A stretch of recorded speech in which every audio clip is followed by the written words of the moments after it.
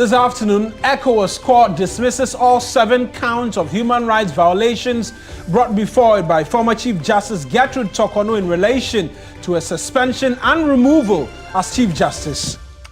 Also this hour, about 80 illegally fabricated farm platforms destroyed on the Ofin River as authorities intensify efforts to clamp down on illegal mining.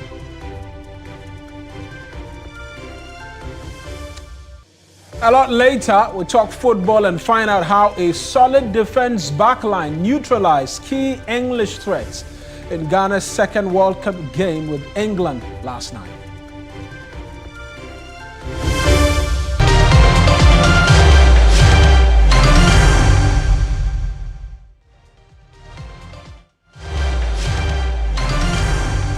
It's News Central live on TV3. I'm Kemeni Amano. And I am Mawena Egbeta. The bulletin starts right now.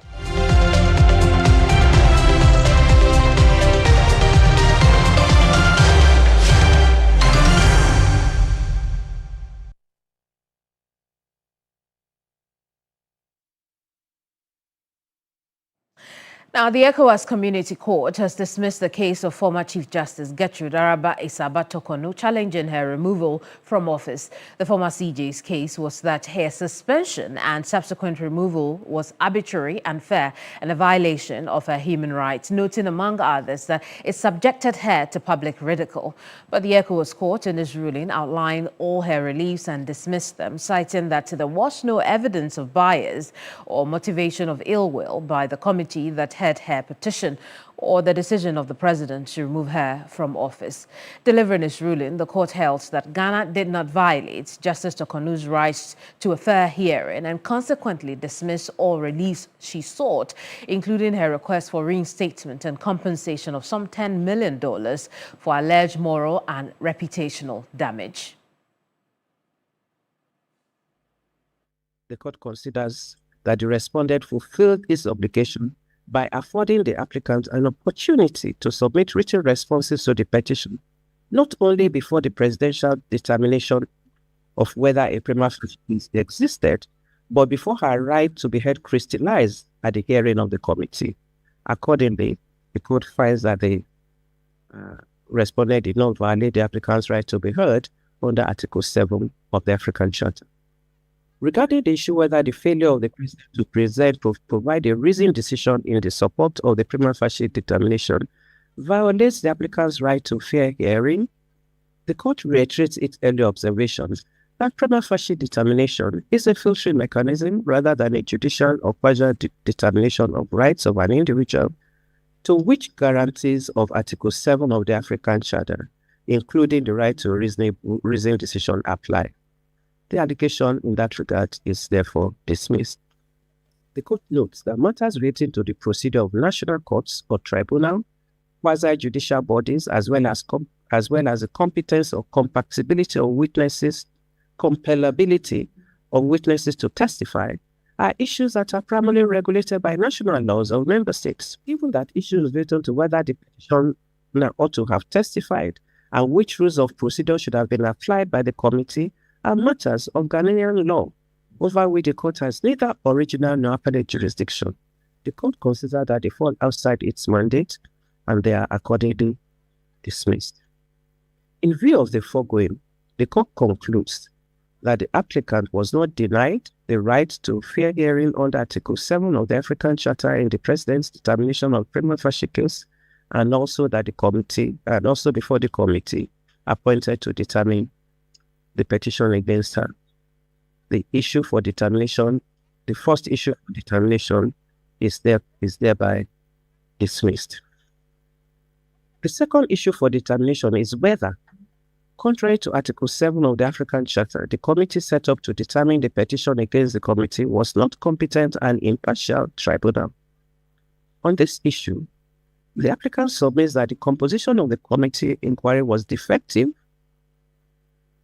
Regarding applicants' claim that a consequential removal from office as Chief Justice of the Supreme Court is unlawful and violates her right to work, particularly that the petition was not for the removal as Justice of the Supreme Court, the court is persuaded by the respondent's submission, which were well supported by relevant provisions of Ghanaian law, that the applicant's membership of further superior court flows ex officio from her office as chief. Such other superior courts include Supreme Court, the Court of Appeal, the High Court, for which no separate removal proceedings are required. It will be absurd to commence separate procedure to remove the applicant from all these other courts, of which she was an ex officio member after her removal from office as Chief Justice. For this reason, the court finds that the applicant's contention in this issue is without merit and is accordingly dismissed. Well, that decision has been taken by the ECOWAS court. Moena, you're going to take us through, the process as it has started as it started, and then where we went through and where we are today. What are you telling us? Right. So we know that for a start, when the removal process started, the Chief Justice began a number of applications. Not just her, there were other private individuals who took applications to the Supreme Court here in Ghana, of which same were dismissed. Subsequently, she resorted to the ECOWAS Community Court. And she tabled a number of reliefs there because at that time, the Article 146 committee had begun its work. The president had suspended her pending the outcome of the work to be conducted by that Article 146 committee. And so we're going to start off first with a number of the reliefs. What a lot of people remember is the demand for some $10 million in reparations or compensations. But there were a bit more she was seeking to have the ECOWAS court rule for her, which would have eventually meant that she could return to either her position or, as we were hearing one of the panel justices make mention, at least continue to be a member of a Supreme Court bench or the bench of the Court of Appeal. And so here are the reliefs she was praying that the ECOWAS Community Court will grant her. One, that her suspension and removal from office were arbitrary and in violation of her rights to a fair hearing and due process per Article 7 of the African Charter on Human Rights. That was the basis upon which she went before the ECOWAS court. Not matters in relation to the 1992 Constitution, because matters of human rights are universal.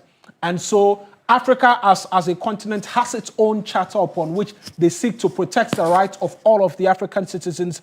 And on Article 7 of that charter is where she stood on for her first relief. Then she argued as well that the inquiry or the Article 146 committee was illegally constituted and affected by bias. And we'll get to hear a bit more in terms of those details, because one of the justices in fact, the chair of the committee, Justice Puaman, she argued, it was one of the many arguments she actually tabled before the Supreme Court here in Ghana, was that he had sat on one of the petitioner's case, which was Daniel Ofori versus EcoBank. It's a case which has traveled for well over 10 years.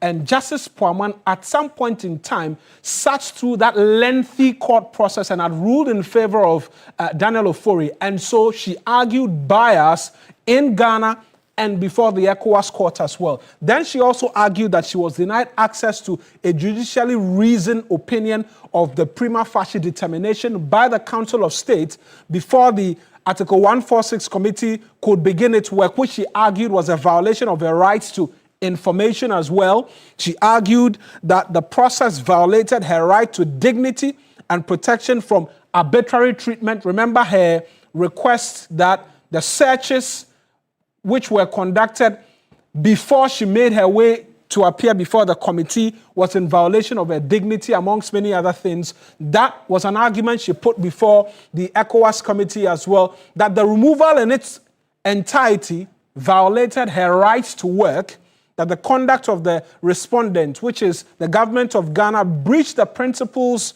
of lis pendens because she filed an initial application before the processes started, and it was in her view that while she had a pending application before the ECOWAS court, it should have been a stay of some sort on the government of Ghana and the membership of the Article 146 committee to have not proceeded with the hearing and arriving at the conclusion to have removed her from office. That was also one of the many things she put before the court. And what has stuck out for a lot of people is the demand for that $10 million in reparations and reputational damage, amongst many other things. Now, let's move to what the court said, breaking it down in different structures or stratos, starting to the right of fair hearing, right? Now, the court argued that, or the court ruled rather, that the government of Ghana, via the Article 146 committee, did not in any way or shape or form violate her rights to a fair hearing, and that they fulfilled all obligations in relation to affording her a right to be heard and to advance her argument as well. Also, that the government of Ghana did not violate the applicant, and the applicant in this case is the former Chief Justice Gertrude Tokonu, her right to be heard under Article 7 of the African Charter, which was the basis upon which she was before the committee. Also, they made an instructive note that the prima facie determination by the Council of State was a filtering mechanism, really.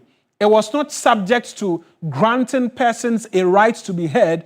The prima facie determination was only to sift through and find out if there was a case for her to answer. Hence, she should have known that she wouldn't be given a right of hearing during the determination of the prima facie matter. Now, as to competence and impartiality of the Article 146 committee, which was one of the many things I was raising earlier, that she argued Justice Poaman bias on his part, and that some of the members of the committee were not lawyers and could not appreciate and understand the matters which were coming before them. That ground, according to the ECOWAS court, was without merit because they argued that there was no jurisdiction for them because only courts in Ghana have jurisdiction over procedural matters of quasi-judicial bodies, of which that Article 146 committee was a part of. And so they declined to review the merit of the committee's finding due to a lack of jurisdiction. Also, on her unlawful suspension and removal from office, this was the reasoning of the ECOWAS court. They said that her suspension from office by the president did not violate her right to work.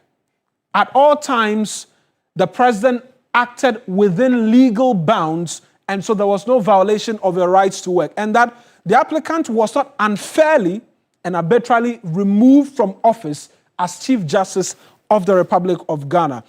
Now, there was a case she put before the committee that there were 3 petitions before the Article 146 committee, and they chose to focus on just one, the one by Daniel Ofori, and she argued against that as to fairness in the process. Well, the ECOWAS court says the decision to focus on that single petition was not irregular, and amongst many other things, was within the purview of the committee in ensuring efficiency in the work that they did. Now, on her rights to dignity, because she had argued that the searches were not regular, her family, amongst many other things, were not allowed into the committee hearing, and that all of the activities of the committee brought her to public ridicule. Those arguments were rejected by the ECOWAS court because they said that the bodily search was within law and it was a part of procedure, and there were no excesses in the bodily search and all other matters which she brought under the argument of dignity. And they held that the bodily search was reasonable and proportionate. And then on the right to information, amongst many other things, which is the argument she put before the ECOWAS court, that she was not given the committee's report, the court held that she couldn't adduce evidence to suggest that the Article 146 committee did not provide the report to her. In fact, they said on her part, she hadn't proven that she had requested for the findings of the committee and for which the committee failed to make provisions to her in that regard. And so on that basis, that argument as well was rejected by the ECOWAS court. And then finally, on the demand for that $10 million in terms of reparations for moral and reputational damages as well, was same rejected by the courts committee. And so those are the details as we have it from the reasoning of the court this afternoon, which leaves a lot of people asking quite a number of questions as to where next for the former CJ with respect to everything that's transpired up until now. It's a very interesting development from the ECOWAS course, because that appeared to have been her final resort, as far as this case was concerned. And she lost that as well. It will be a very interesting conversation to have with legal minds on, absolutely, what's going to happen next? What happens to her as a former officer of the court, and the likes. But that's a conversation we'll have subsequently. In the meantime, let's head to Parliament, and where the suspension and removal of the Chief Justice, Gertrude Tokonu, is taking up conversation spaces there, especially from the minority side that condemned every process leading to the appointment of a new Chief Justice. The NPP MPs boycotted the vetting of Chief Justice Bafo Boni after a motion to halt the exercise did not receive favor. Christian Yal is joining us with a bit more from, well, my understanding is we've lost Christian over that connection. But when we get him, we'll get a bit more on how Parliament is reacting to happenings as far as this ECOWAS court decision is concerned. It's News Central here on TV3. When we come back, let's take you to Parliament.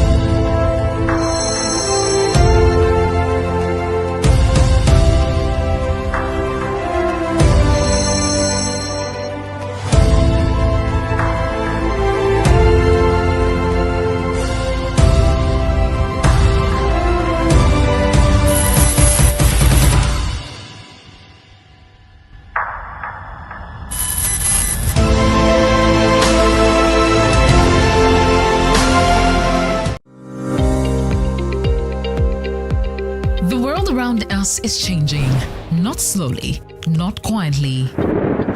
In the north, the rains that once arrived on time don't come anymore. In the middle belt, rivers and forests disappearing overnight. Along the coast, the sea is swallowing land that families have called home for generations. Rising temperatures, failed harvests, homes lost to tides. This is not a warning about tomorrow. This is the world right now. TV3 and the German Embassy in Ghana. The conversation on climate security implications in Ghana. The Climate Talks 2026. 5 cities, 5 conversations, 1 urgent call to action. Tamale, Bolgatanga, Kumasi, Keta, Accra. Starting this June 2026. The climate talks are coming, and this time, the people most affected by Ghana's climate security crisis will be at the center of it all. Because the time for Ghana to act is now.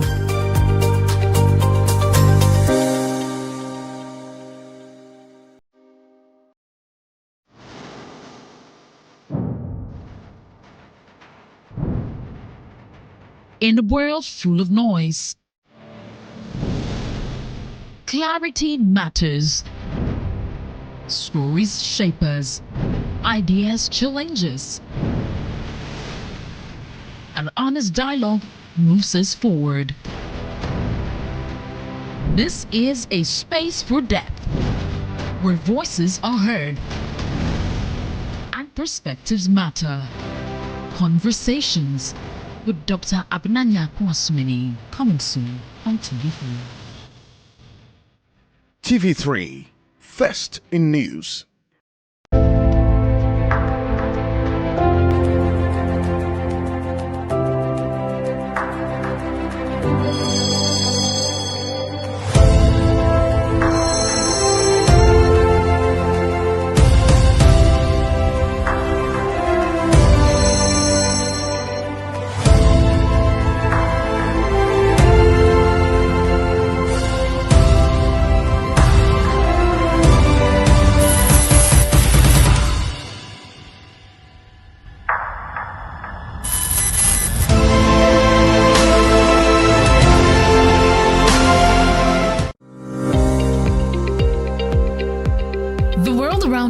is changing, not slowly, not quietly. In the north, the rains that once arrived on time don't come anymore. In the middle belt, rivers and forests disappearing overnight. Along the coast, the sea is swallowing land that families have called home for generations. Rising temperatures, failed harvests, homes lost to tides. This is not a warning about tomorrow. This is the world right now. TV3 and the German Embassy in Ghana. The conversation on climate security implications in Ghana. The Climate Talks 2026. 5 cities, 5 conversations, 1 urgent call to action. Tamale.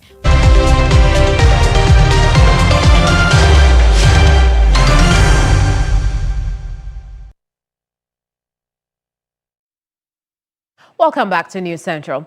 Now, the Narcotics Control Commission is undertaking one of its usual routines where intercepted narcotics are destroyed by burning at Bondase. The Director General, Brigadier Mante, together with his deputy and other officials from relevant agencies, including Ghana Standards Authority, are on this exercise. Now, according to NACOC, they have acquired destruction certificate from the court to undertake this exercise with the Standards Authority present to confirm the items being destroyed as a clearance to speculations that synthetic stuff are destroyed, leaving the real items. George Queenan is joining us with a bit more on this story. Now, George, what else can you report? Actually have ended this way. We head to Accra. And so the items quantity-wise, we have 9.6 tons of cannabis, we have 46.89 kilograms of cocaine, 2,734 bottles of cannabis-laced drinks, 130 boxes of hemp-related products and others. And so according to the Director General, these destroyed items represent thousands of doses of what could have actually destroyed homes, broken families, endangered the rights of young ones, and actually strengthening criminal networks. So there's actually 4 of that. But there's a strong message to people who are into this list that they are coming up at them. They can't really make profit at the expense of people's lives. And so anyone who is engaged in this very exercise should be caught with I see. Has the destruction taking place now? So we're actually leaving, but let's say I can just give, let's say, 40%. The destruction so far is 40%. We left it in the care of our other officials, and we are coming to Accra. But so far, let's say 40% of the items have been burnt completely. I see. And you also talked about the arrest of some university students. I remember that was somewhere on Monday, and so they've actually been taken to court, and then the necessary things are just being taken through the necessary process. So the narcotics director said no one can come and grant permission to maybe excuse anybody from any wrongdoing. Anyone who is caught dealing with this drug will not be recused whatsoever. Will have to go through the sanctions that is required. I see, George. And so these items that are being destroyed were seized over what period of time? So some of these are seized far back as 2021. So that's some of it, the items when you open them, it's even destroyed already. So as far back as 2021. And so you have to go, you know how the justice say, the wheel of justice grinds slowly. So it will take time for you to get these destruction certificate here. So yeah, as far back as 2021. And it is time in 2026. George, what street value has been given to the items being destroyed? So street value, we just got the quantity wise of it, but street value, they will just get back to us. I don't think it's so far. But if you look at 46.89 kilograms of cocaine, that's a lot of money. So let's look at it. I see. Yeah, that's the cocaine, yeah. Very well. We also know that the Director General of NACOC, Brigadier Mante, spoke. What did he say? Talk about the seizure. I see, George. With this, it's just the seizure, like I already mentioned, that this destroyed items, if they had actually gone into the system, would have destroyed endangered lives of young people, promising lives. People would want to become great professionals in future. If they are tempered with this, their lives could have, families could have been broken as well, and then criminal networks could have been strengthened. So it has been forward so far, but people are still doing it behind the scenes. They're going to go after them. And then you also mentioned about the arrest of the lead shipper in the Australian meth scandal. So that very lead shipper is a Ghanaian, and that's what he said. And he didn't give his identity, but he said he was caught in Accra, and so other people who are in connection to that will also be arrested in ensuing days. So watch out for that. So yeah, more updates in ensuing days coming in. Very well. We can take a listen to Brigadier Mante. Yeah, sure. Thank you very much, George. Yeah. Enterprise. This afternoon, we'll be picking more. Whoever is involved, and like I always say, it is only God and the courts that can free you. We'll get to the bottom of this enterprise and make sure that Ghana will not be declared as a narco state. It is our determination that after the World Drugs Day on Friday, we are going to go out and hunt for those whose activity or whose business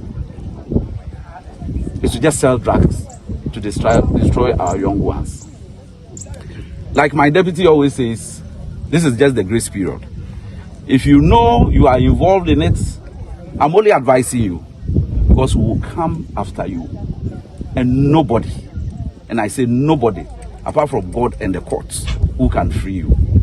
Please send a message across, and I want to encourage you, the press guys gathered here, ladies and guys gathered here, to assist us send the message across. It is just not right to sell something that you know will affect the national security of this country. It will affect our young and upcoming ones, and it will destroy their health. Please send a message across. We'll partner you to work towards that.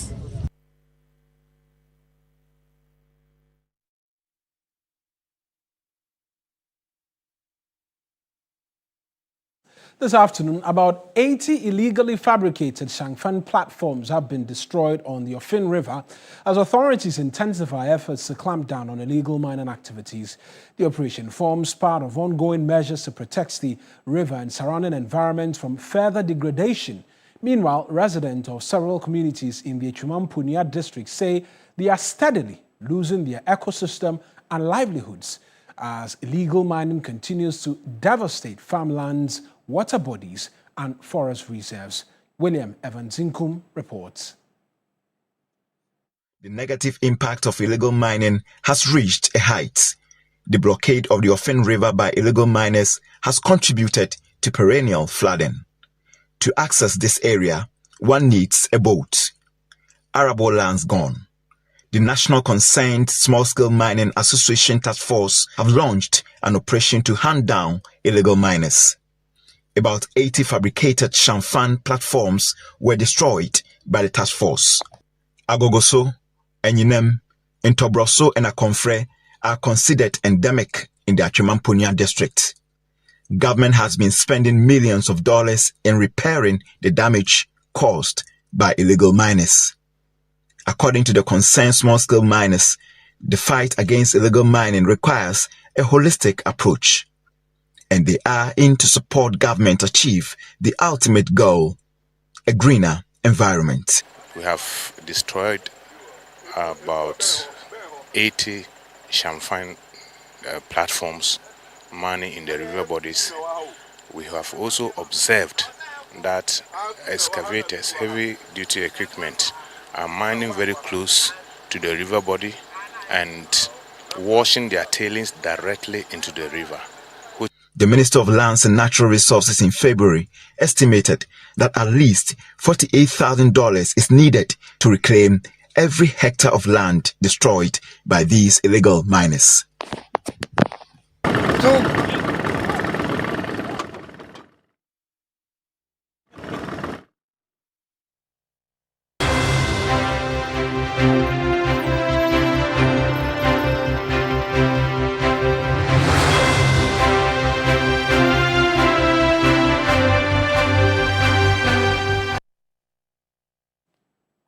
And by the numbers this afternoon, Ghana and Cote d'Ivoire are pushing or making a fresh push to reshape the global cocoa market. President John Mahama was in Abidjan, where he met Ivorian President Alassane Ouattara for a high-level summit on the future of the cocoa economy. The two leaders agreed to deepen cooperation between the world's two biggest producers, with a focus on harmonizing farm gate prices, protecting farmer income, fighting smuggling, improving market intelligence, combating cocoa disease, and processing more cocoa locally. President Mahama expressed his confidence in the measure. On paper, the two countries have power, but the current market tells a more complicated story. The numbers raise serious questions. Amongst them, can Ghana and Cote d'Ivoire really control cocoa prices? Can price harmonization reduce smuggling across the border? And will the ordinary cocoa farmer finally benefit? I want to get us into a bit more in terms of the details this afternoon for you, where we're getting onto the dashboard there and bring you details of exactly what it is that we're seeking to get into in terms of these numbers and what it all means. The potential is there. It's been a conversation of how long and when all of these can come together in relation to the two countries, really, dominating the cocoa space and beginning to bring a bit more value to their economies and the persons who are directly responsible for the beans. And so let's start as to the question whether or not Ghana and Cote d'Ivoire control 60% of the market. Well, what the data tells us is that's roughly around 48%, because Ivory Coast, as the numbers suggest right now, are contributing to about 35% of global output, while Ghana trails with 12.8%. The two coming together gives the entire world 48.6%. And obviously, there's Ecuador in the question, Nigeria as well, there's Cameroon, Indonesia, Brazil, and then Peru as well in terms of producing the raw beans which feeds the chocolate industry in the world. But what are we seeking to do? What is it based on? Well, it's been based on a fluctuation in price on the global commodity market. And a few months ago, it was a huge conversation. And it's one of the many things I'll get to in the slides that I'll be showing to you. But we've seen prices plummet, particularly this year, and only picking up slightly as a result of the escalation in the war in Iran, between Iran, Israel, and then the US, which has seen prices go up a bit. But it dropped to around $3,800 per bag, or per ton, around somewhere April, March, thereabouts, which resulted in a slash of farm gate prices for the farmer. Right now, we're talking about $4,500 And the effect is really what we've seen play out in terms of how much we're offering the cocoa farmer, who's responsible for all of the beans which we sell readily to the world. So we saw producer price at $3,625 when the 2025-2026 farm season started. But due to the fall in the prices here, which I was talking to you about around the areas of April, May, thereabout, we were forced to do this, reduce by 28.6% how much we were giving our farmers, which saw that reduce from $3,625 to $2,587, and that became a huge conversation in the country. What was the case for Ivory Coast? They saw a much bigger reduction in terms of how much they had to pay their cocoa farmers. 179,200 CFA franc, that was dropped to 64,000 CFA franc, which is 64% plus of how much the farmer had to lose in terms of value. And if you listen to a lot of the experts, they said that made the country, Ghana, a hub for smuggling, because now we were offering more value to the farmer. And so beans were seeking to make their way into the country from Ivory Coast. Now, if you want to compare, you see that obviously the Ghanaian farmer, per what happened in the global stage, was better off in terms of value as to how much they were receiving. And if we work the numbers, they were getting 1,371 cedis more as compared to their counterparts in Ivory Coast. What has all of this sought to do? It's what has seen our president go into Ivory Coast. They've agreed on a partnership and a way forward. What is he seeking to do? Among so many things, ensure price coordination. Price coordination will have multiple effects. It will reduce smuggling, because now there will be no basis, if prices are the same across board, to have farmers from one country decide to move their bags to the other country to get a bit more in terms of value. It will also mean the farmer will receive a bit more in terms of income. There's a conversation about local processing, which was announced by the finance minister and I believe has been put before Ivory Coast, which they've also accepted, and it will give both countries a bigger bargaining power. I want us to listen to the president, John Mahama, as he spoke on these items, and then we'll return to what really can play out going forward. If you use anything to produce something that is like chocolate, it's not chocolate. That's why they call it choco something, but they try to use the cho. But cho ends with chocolate, and chocolate is made from cocoa. Many people who are health conscious are beginning to look for organic and original products. And so, yes, people can do their innovations, create artificial chocolate, artificial meat, artificial orange, artificial apples. If you want to eat artificial apples, you are free to do so. But many people in the world are now conscious about eating organic. And so that's the president of the Republic, Ghana, President John Mahama, speaking there. What are both countries seeking to do? Process 50% of raw beans. What this means is that there is going to be value addition for both countries before they seek to export out of their respective jurisdiction. That also automatically results in less and less of raw beans readily available on the market. And I want to show you this quick graph as to why. In the 2023-2024 crop season, there was a deficit of some 492,000 metric tons within the global space. That resulted in prices reaching higher levels than ever before seen, $8,000, at some point to around $10,000 per ton.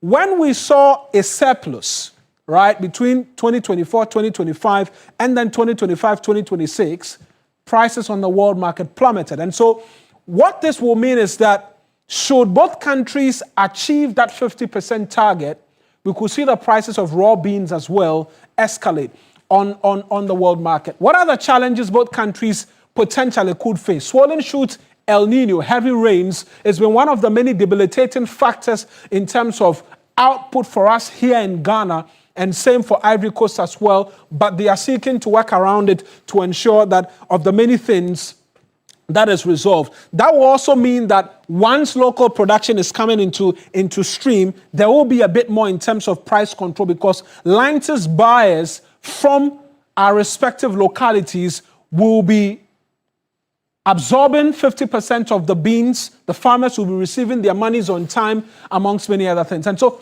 this is what we know per the latest agreement, and only time really can tell us to achieving the target set by both countries in helping to bring value to both economies and to the farmers on the ground.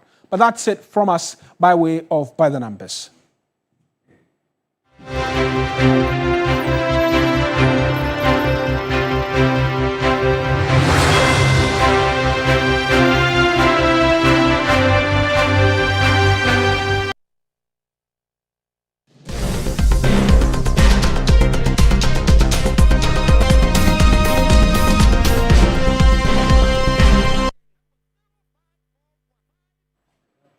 Now, poor road networks and limited telecommunication infrastructure continue to hamper efforts of the Ghana Armed Forces to monitor, maintain and protect Ghana's borders. But in the face of these challenges, the Armed Forces has not relented in conducting long-range border patrols to monitor and dominate their areas of operation.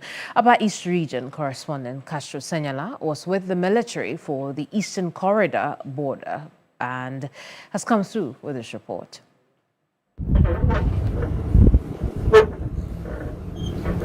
Hundreds of kilometers from the comfort of their barracks, soldiers from the Northern Command of the Ghana Armed Forces are undertaking border patrols deep within Ghana's Eastern Corridor.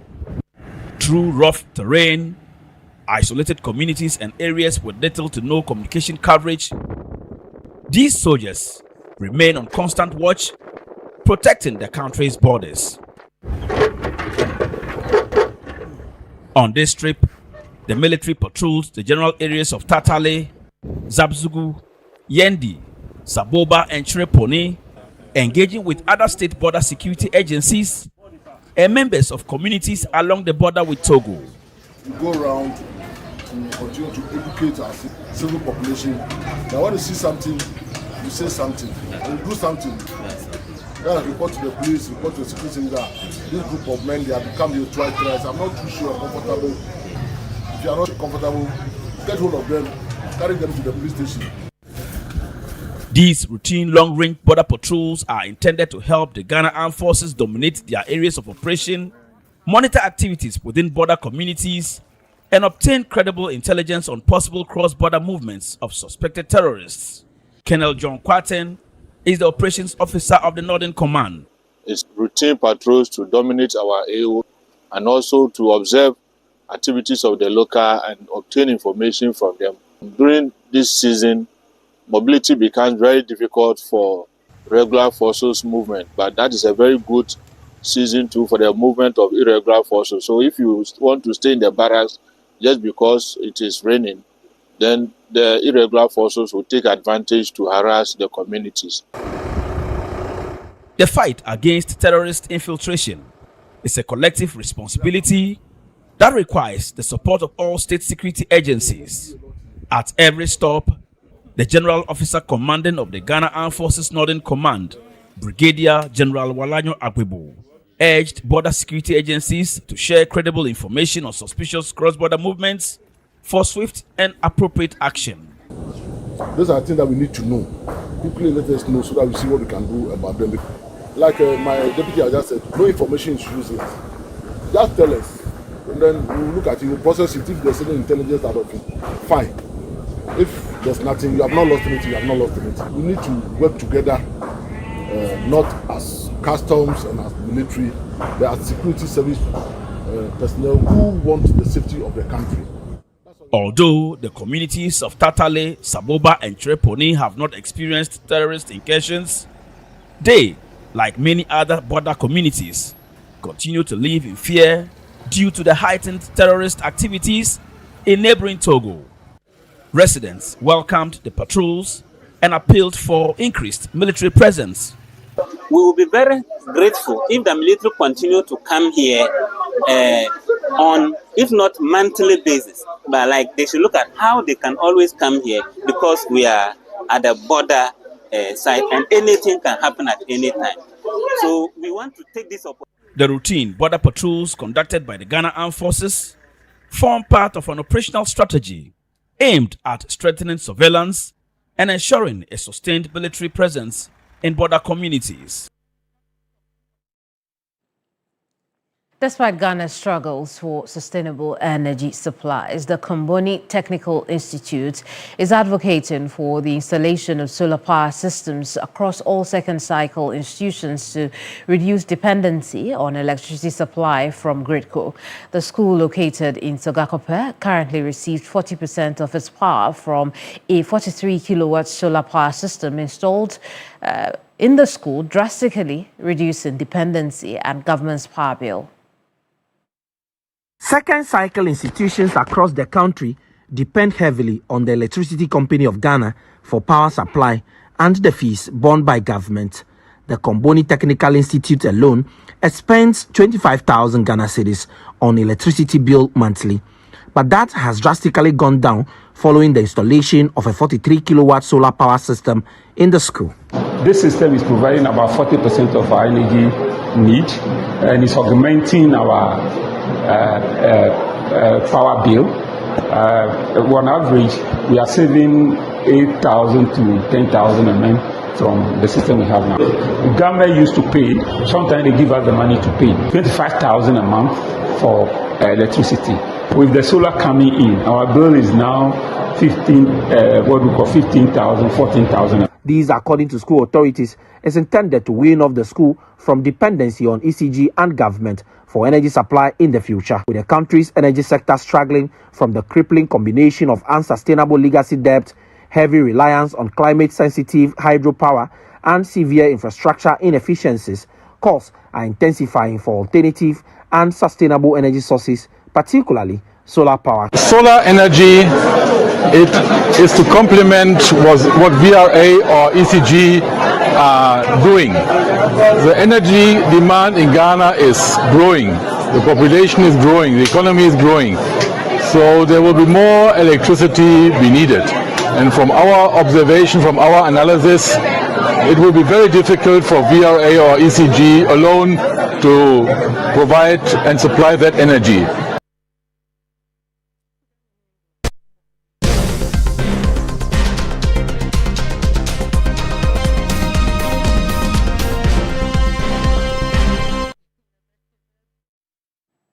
And by that, says Black Stars hold England.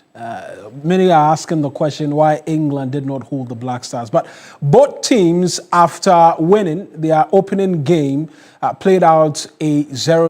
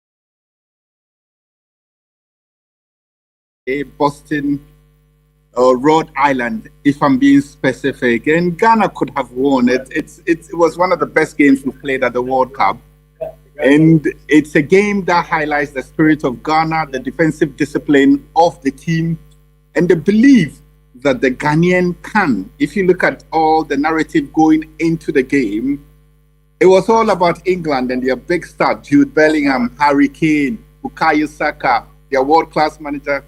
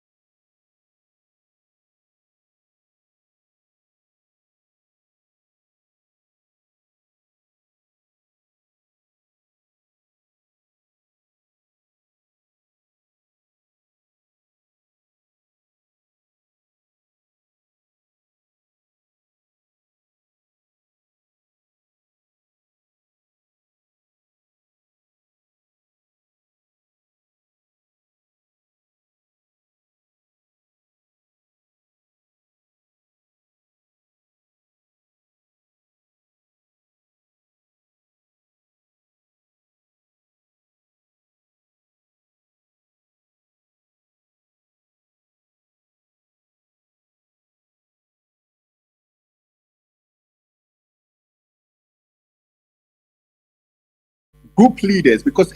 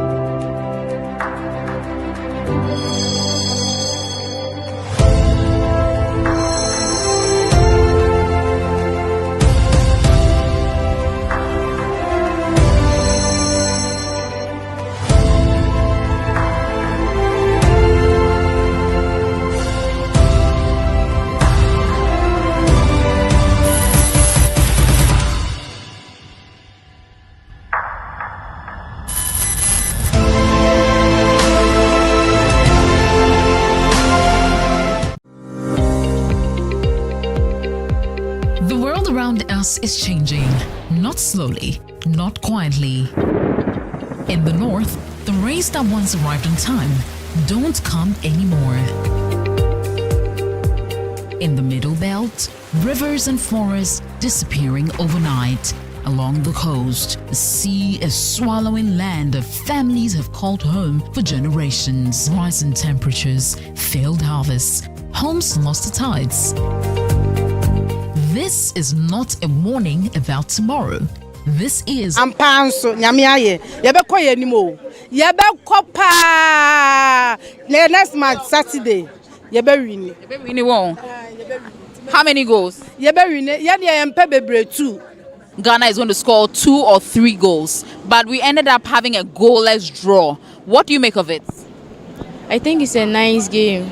Though we didn't score, we were able to qualify to the next game, which is a very good thing.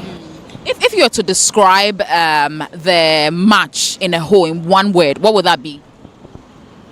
Exciting. Exciting. Which players did it for you? They all did well, but Semenyo did very great too. Ghana for Emranti no omudi akansie no mane ye fe ba Jordan ball pa okumunu ma Ghana pa but nkofo percent na nkomo breaking the crowd but ni nyina akire no nyame ye bibia Jordan ne nkofo no omo yade new daddy omo ma Ghana ye nije pa amana pa nyina nije no ewo krum new daddy omo yade ye ti bibi say England for no omo ye strong ba but ye dey akansie ni sisi so no ye hu say yes omo bobo no article form ti betumi ni omo ade abobo no sisi aye nyina ye koye nim back ti e be sanso akoye nim enim say ye koye nim ne di ye bedi nkunim ye de cap no be ba Ghana enu dia men ko we mo do omo ntumi ye no Saturday ye be wi ni omo usu 2 o de one pempo ayepe Andra keeper na ya de pa keeper no no size because colleague no nti o ya de